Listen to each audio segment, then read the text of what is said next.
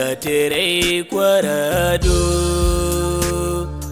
bagoy kute la nyin kwara nal nywa ka jaku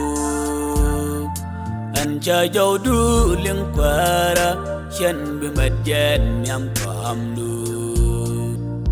da tere kwara du bagoy kute la nyin kwara nal nywa ka jaku an cha jaw du ling kwara shan bi madjan nyam pamdu an bangani jin ko denonga lar kwanya chaichen chudu kadyal sugo bagoy nulla reiwa mi boy kwara du abo siang yalam an bangani jin ko denonga lar kwanya chaichen chudu kadyal sugo bagoy nulla reiwa mi boy kwara du abo siang yalam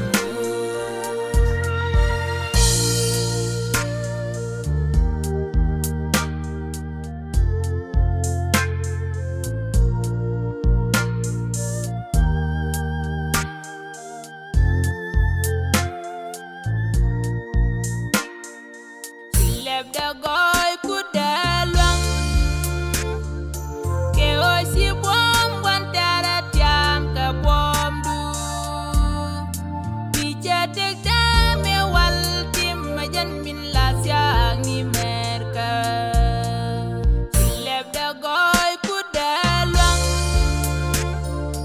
ke oi si bom wan tara tiam ka bom du bi jate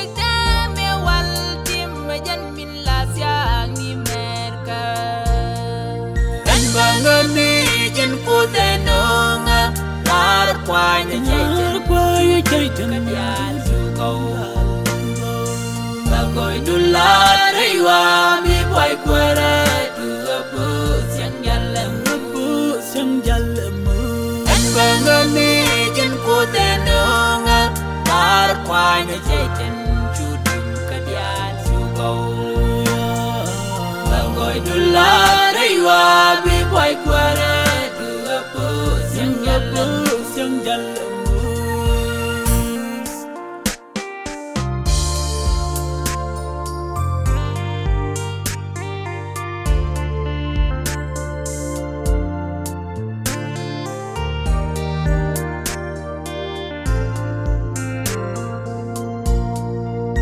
jin po janga duwo ka chum ne duk nguk du me shi ai kreida yang mi je gwa se basin shujin wara ben tasu shujin po janga duwo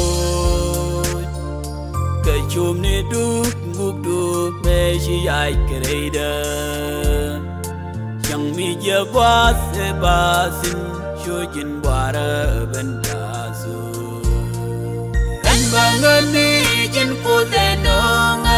lar kwanya chaichen chudu kadyal sugo bagoy nulla reiwa mi boy kwara du abo siang yalam bangani jen ko denonga lar kwanya chaichen chudu kadyal sugo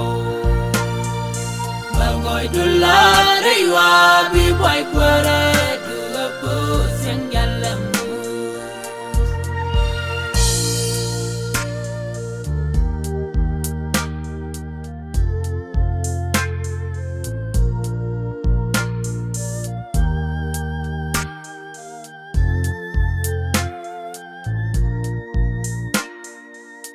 jin late gindorar ke obe o kananyin kwara da dial diso an ba dong re kwara du ajan jin kanda min naga jin late gindorar ke obe o kananyin kwara da dial diso ba dong re kwara du jen jin kanda min aga An bangani jen ku tenonga lar kwanya jaitan kadian sugau Bagoy dular aywa mi boy kwara dua bus yang jalan An bangani jen ku tenonga lar kwanya jaitan cudim kadian sugau Bagoy dular aywa